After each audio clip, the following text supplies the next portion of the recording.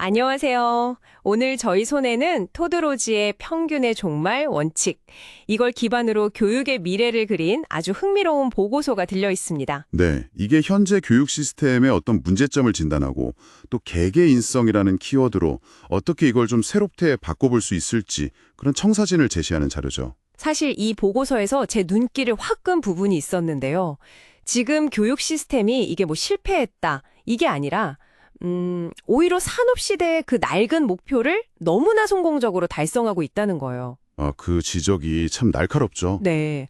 그러다 보니까 오히려 지금 꼭 필요한 뭐 창의성이라던가 비판적 사고 같은 거, 이런 개인의 고유함이 설 자리를 잃고 있다는 거죠. 맞습니다. 그래서 오늘 저희는 이 자료를 좀 깊이 파고들어서 어떻게 그 평균이라는 환상이 교육을 지배해 왔는지, 그리고 개개인을 존중하는 교육은 그럼 구체적으로 어떤 모습일지 그 핵심만 쓱쓱 뽑아서 여러분께 전해드리려고 합니다. 네, 좋습니다. 바로 시작해볼까요? 네, 저도 생각해보면 학창시절에 늘 그 평균에 맞춰야 한다는 압박감 같은 게 있었던 것 같아요. 근데 도대체 이 평균이라는 개념, 이게 왜 문제의 시작이 되는 걸까요? 바로 그 지점인데요. 이게 평균이라는 게 원래는 19세기 천문학자 케틀레가 사회 현상을 그냥 통계적으로 파악하려고 만든 도구였어요. 아, 그냥 도구였군요. 예. 그런데 이게 뭐 골턴의 우생학적 서열 매기기나 테일러의 그 산업 효율성 추구 이런 걸 거치면서 점차 뭐랄까 정상과 비정상을 나누는 그런 기준으로 좀 변질된 거죠. 아하, 그러다가 이제 손다이크라는 학자가 이걸 교육에 적용하면서 지금 우리가 아는 표준화된 공장식 학교 모델 이게 딱 자리 잡게 된 거고요. 그러면서 개인의 어떤 독특함은 그냥 평균에서 벗어난 오류처럼 취급받게 된 겁니다. 와, 통계 도구가 사회적인 어떤 규범? 거의 이데올로기처럼 변해버렸다는 거네요. 그렇습니다. 하지만 이제 과학은 명확히 말하죠.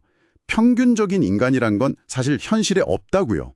토드로즈는 이걸 개개인성의 세 가지 원칙으로 설명하는데요. 네, 세 가지 원칙이요? 첫째가 들쭉날쭉의 원칙입니다.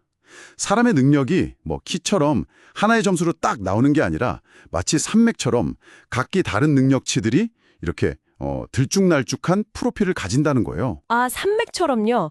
예를 들면 어떤 거죠? 네, 뭐 기억력은 아주 뛰어난데 창의력은 보통일 수도 있고 뭐 그런 식이죠.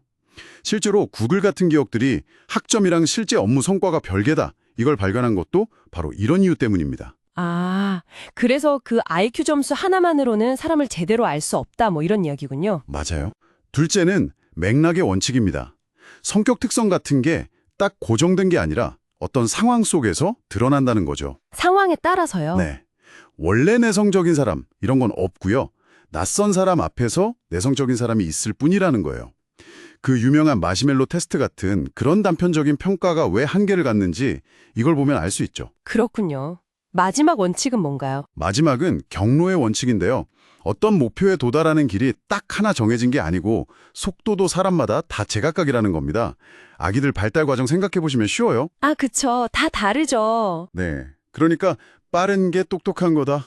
이런 교육계의 오랜 통념은 사실 잘못된 거라는 거죠. 결국 이 세 가지 원칙이 말하는 건 우리 안에 있는 잠재력이라는 게 측정해야 할 어떤 고정된 점수 같은 게 아니라 환경 속에서 이렇게 피어날 수 있는 가능성이라는 거예요. 가능성이요? 네. 그래서 교육은 그걸 함부로 재단할 게 아니라 각자의 가능성을 잘 꽃피울 수 있도록 돕는, 뭐랄까, 정원사 같은 역할을 해야 한다는 거죠. 교육이 정원사 역할이라. 그럼 그 정원사로서 개개인성을 존중하는 교육 시스템은 구체적으로 좀 어떤 모습일까요? 보고서에서는 몇 가지 중요한 전환점을 제시하는데요. 우선 모두에게 똑같은 내용을 가르치는 그런 표준화된 교육과정 대신에요. 비편적 사고나 협업 능력 같은 핵심 역량 중심으로 좀 유연하게 재구성하는 겁니다. 내용보다는 역량 중심으로요. 네. 그리고 성적줄 세우기 대신에 학생 개개인이 자신의 속도에 맞춰서 내용을 완전히 숙달할 때까지 지원하는 시스템으로 바뀌는 거고요. 숙달이요? 네. 실제로 어떤 연구를 보면 자기 속도에 맞춰 학습하는 환경에서는 대부분의 학생들이 거의 90% 이상이 높은 수준의 숙달을 이룬다는 결과도 있거든요. 와, 90%나요? 단순히 뭐 ABC 등급 매기는 거랑은 완전히 다르네요. 진짜 알고 할 수 있게 만드는 거군요. 그렇죠. 그리고 졸업장 한 장, 이것보다는 학생이 실제로 뭘 했고 어떤 역량을 갖췄는지 보여주는 그런 프로젝트 결과물 기반의 역동적인 이포트폴리오가 더 중요해질 거고요. 포트폴리오요. 네. 그리고 무엇보다 학생 스스로 학습 목표나 경로 설정에 참여하는 자기주도 학습이 핵심이 될 겁니다. 듣고 보니 이건 뭐 단순히 교육 방법만 바꾸는 게 아니라 교육을 통한 어떤 사회적 약속 자체가 바뀌는 것 같은 느낌인데요. 정확히 보셨습니다. 과거의 약속이 이 시스템에 잘 따르기만 하면 안정된 미래를 보장해 줄게 이거였다면 이건 이제 더 이상 통하지 않잖아요. 그렇죠. 새로운 약속은 당신의 고유한 잠재력을 잘 발견해서 세상에 기여할 수 있도록 우리가 돕겠다. 이게 되어야 한다는 거죠. 훨씬 복잡하고 어려운 약속이긴 하지만 이 변화하는 시대에는 이게 더 현실적인 약속일 겁니다. 와, 정말 이상적인 방향이긴 한데 현실적인 어려움도 만만치 않을 것 같아요. 당장 기술 접근성 차이 때문에 오히려 불평등이 더 커질 수도 있지 않을까요? 맞습니다. 그 디지털 격차 문제는 정말 중요한 문제고요. 또 개인 맞춤형 교육이라는 게 필연적으로 방대한 학생 데이터를 다루게 되잖아요. 네, 그렇죠. 데이터가 엄청나겠네요. 네. 그러다 보니 이게 심각한 프라이버시 침해나 정보 유출 위험을 안고 있습니다. 최근 국내 교육 관련 정보 유출 사례들만 봐도 이게 얼마나 심각한지 알 수 있죠. 아, 맞아요. 그런 사건들 있었죠. 그래서 강력한 데이터 보안과 어떤 윤리적인 기준 마련이 정말 필수적입니다. 그리고 또 기술이 편리함을 주긴 하지만 자칫하면 인간적인 상호작용을 밀어내고 교육을 좀 비인간화시킬 위험도 늘 경계해야 하고요. 기술적인 문제, 윤리적인 문제. 과제가 정말 많네요. 그런데 보고서에서는 가장 큰 장벽을 다른 데서 찾고 있다면서요? 네, 맞습니다. 기술이나 비용보다 더 근본적인 문제는 바로 이데올로기라는 거예요. 이데올로기요? 네. 공정함이란 모든 사람을 똑같이 대하는 것, 즉 표준화가 공정하다는 우리 사회에 아주 깊게 뿌리박힌 믿음이요. 이걸 바꿔야 한다는 거죠. 즉 개인화라는 이해로 바꿔나가야 한다는 겁니다. 혹시 그 물고기랑 원숭이한테 똑같이 나무 타기 시험 보게 하는 이야기 아시나요? 그게 과연 공정할까요? 아, 아니죠. 전혀 아니죠. 네. 표준화되었을지는 몰라도 공정한 것과는 거리가 멀죠. 와, 그 비유가 확 와닿네요. 기준이 같다고 해서 공정한 건 아니다. 이 생각의 전환이 가장 큰 숙제라는 말씀이시군요. 그렇습니다.